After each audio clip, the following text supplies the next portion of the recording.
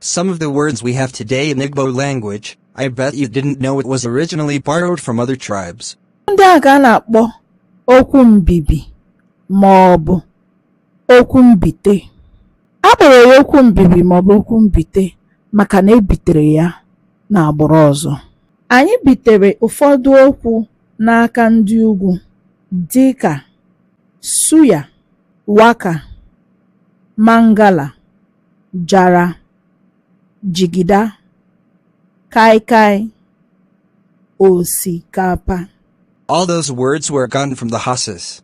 Mkpụrụ okwu ndị dị ka moi moi, agboro, ọga, ashawo, akamu, agidi, dada, wuruwuru, wayo sitere n'aka Yoruba.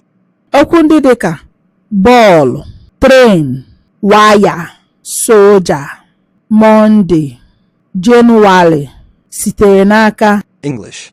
okwu ndị ọzọ dị ka onuku, ịgala, ekpo, kalaba, egusi, Kogi na-akpọ ya egbusi, ịchafụ, France, kọtọma, Portuguese, okpeyi, Kogi na-akpọ ya okwenye.